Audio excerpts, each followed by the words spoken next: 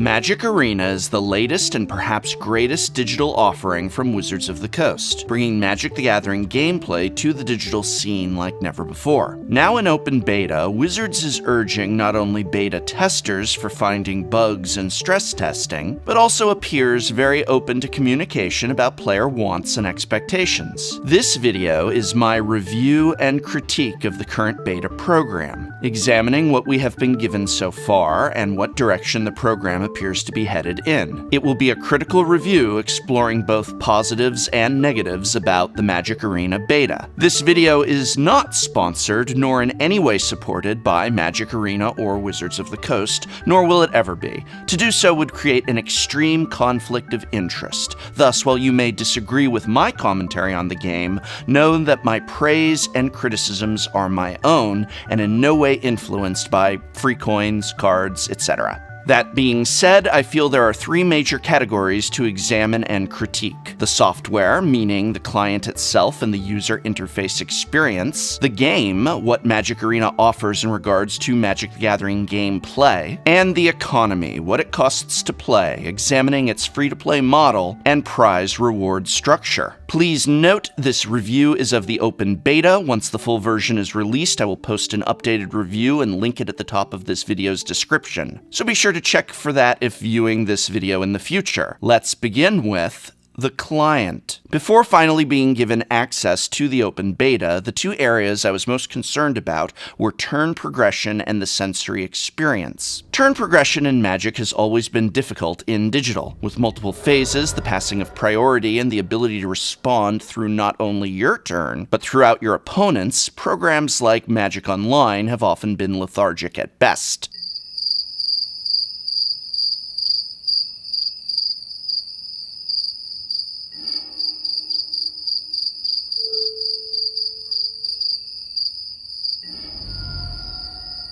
But removing all stops and rolling through a turn is also highly problematic, as Magic is a game of intense thought and response, and thus, progressing automatically through phases with only moments to respond cuts far too deeply into the competitive aspects of the game. To my relief, Magic Arena is able to offer the full Magic the Gathering gameplay experience with all phases of a turn, instant speed spells and abilities, the passing of priority, everything, while still offering a fast and fluid online experience. In Arena, the computer automatically rolls through your phases if no possible action can be taken. So if you do not have enough mana or the right colors of mana to cast your spells, then it will automatically run through your main phase. If you have no creatures or none of your creatures can attack, it will roll through your attack phase. In other words, if no possible actions can be taken, then the computer will not wait for you to manually pass to the next phase. It will just move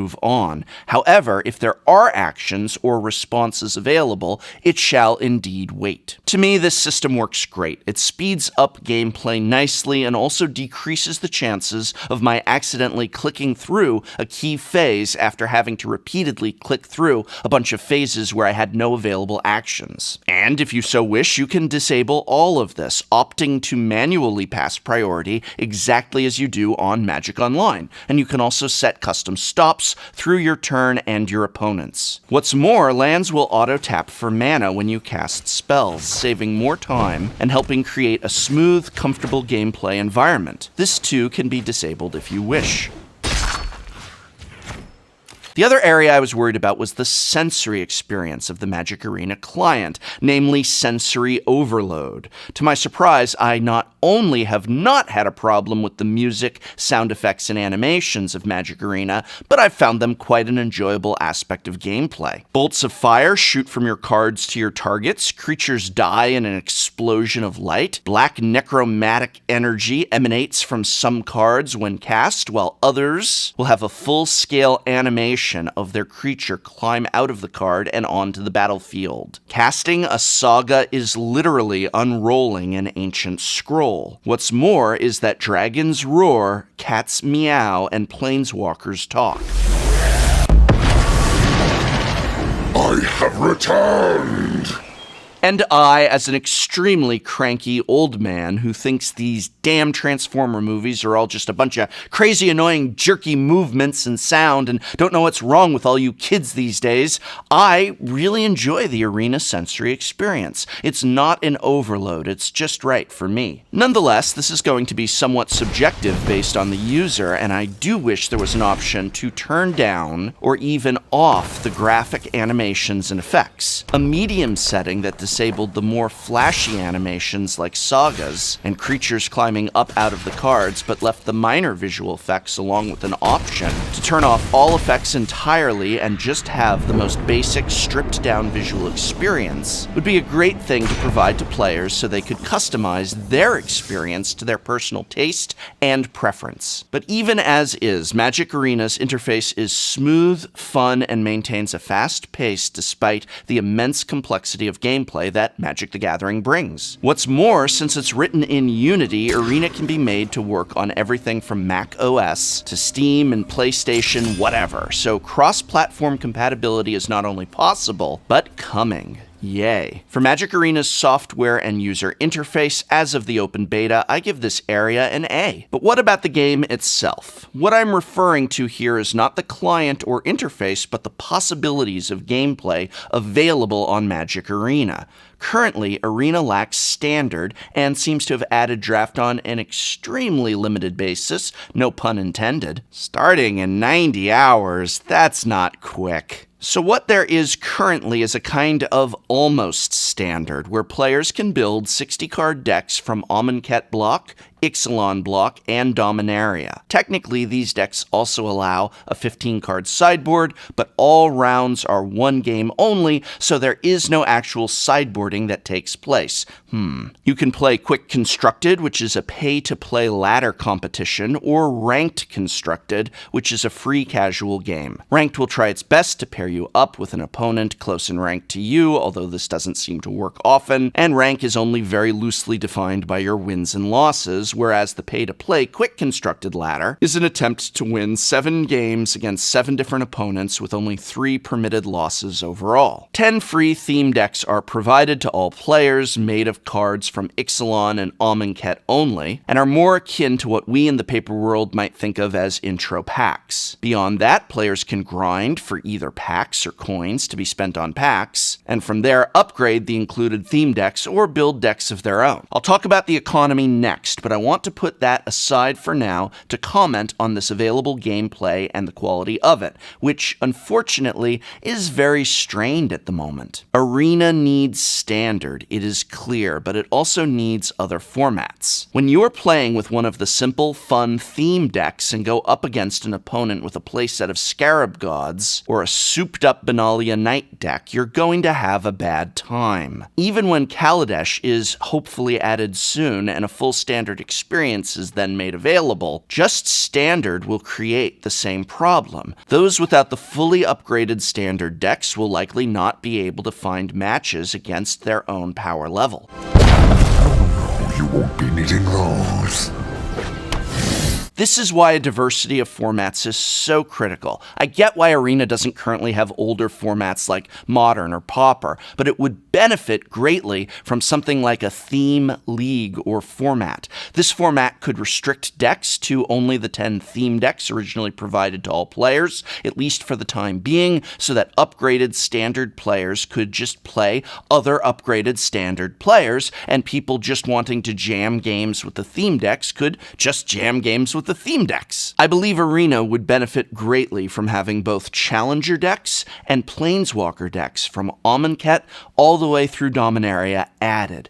Offer Planeswalker deck-only ladders, where you must choose one of the 10 Planeswalker decks to use and may make no changes. Also, add standard Pauper. It is amazing that the Baral format is not being played on Arena, but there's no reason standard Pauper can't be implemented, or block constructed for that matter, or, as we have our first rotation, expanded, where you can play decks without any cards that rotated out. So the current gameplay is is just too limited, and even with the implementation of Standard and Draft, there needs to be more formats provided, from a Planeswalker theme league to things like Standard, Pauper, and Extended. Thus, as gameplay currently stands, it's a C. There's not enough game here, not enough formats, and not enough variety of events, even given what is planned. It's casual fun, but nothing more. And when you have to pay for casual fun, well, that brings us to the economy. Without a doubt, the economy is the worst part of Magic Arena, and the area most likely to cause this fantastic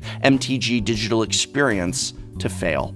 Magic Arena is a free-to-play game and thus follows the free-to-play model of grind or pay. You can pay real-life cash for packs of cards, or you can repeatedly play and win free games of Magic to grind out incremental rewards and coins that can then be used to get packs for free, costing you only your time. There are two currencies in Magic Arena, gold and gems. Gems can only be obtained with cash. Gold can only be obtained by completing tasks and winning events. One pack is 1,000 gold or 3 packs for 600 gems. Buying 15 packs for 3,000 gems will guarantee you at least one rare wild card. 45 packs for 9,000 gems will guarantee you at least one mythic and 3 rare wild cards. 90 packs will cost you 18,000 gems and will guarantee you 3 mythics and 6 rares. Wild cards are just that, a card that you can exchange for any card of that rarity level. So if you have a mythic wild card, you simply ask for whatever mythic you want. A rare wild card for whatever rare you want, and so on and so on. Gems cost between $750 for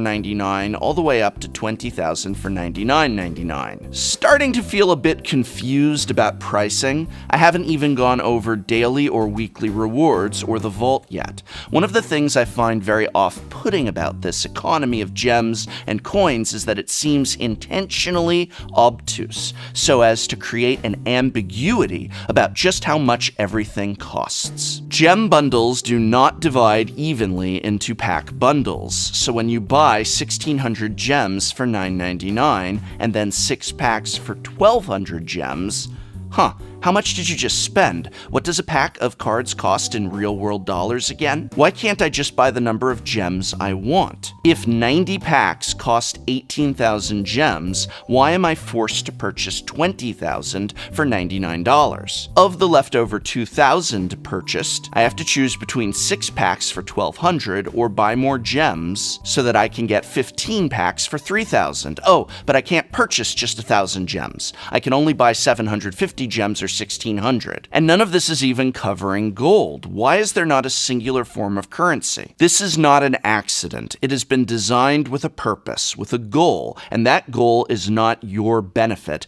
but rather your detriment. I find this distasteful to say the least. Wanting the customer to spend a lot of money is fine for a business, but intentionally crafting a predatory and exploitative system is not. In A Game Player's Manifesto, Richard Garfield, the creator of Magic the Gathering, spoke out against games he called Skinnerware. These were games that followed a revenue model that he felt preyed on addictive personalities and gave gameplay advantages to the people willing to spend the most money. When the economy went live in the Arena beta, this article was the first thing I thought of, because a system such as this is absolutely the Skinnerware Garfield was talking about. And there is no trading allowed in MTG Arena, so you are building your Magic decks by buying packs and then opening them in hopes of getting the cards you need. This is a highly inefficient system for the player and highly expensive. Yes, there are the wild cards, which you can exchange for whichever card at that rarity you want, but they are very few and far between, and there really is no way to directly purchase or grind for them. Arena either needs a dust system, like Hearthstone, or to have trading, like Pokemon TCGO. Pick one, but having neither is just highly problematic for the economy. Also, use a singular currency and streamline it. No dusting, no trading. A small rewards system means you are all but required to spend intentionally confusing amounts of money to get the packs you need to build the decks you want to play. But there's no assurance that those packs will have the cards you need for those decks, so more money will need to be spent. As it stands, I give the current Magic Arena economy a D-.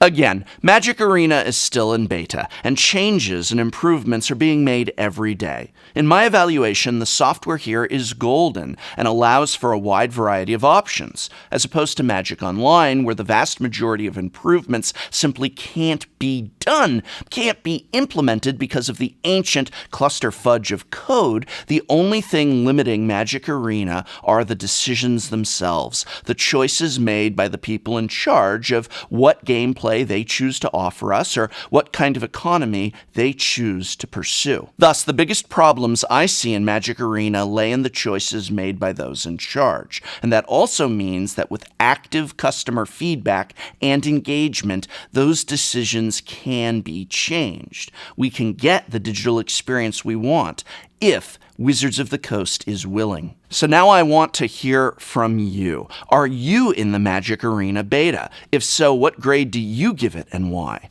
Don't just let me know, let Wizards of the Coast know, because I have a strong feeling they are watching this video and reading these comments.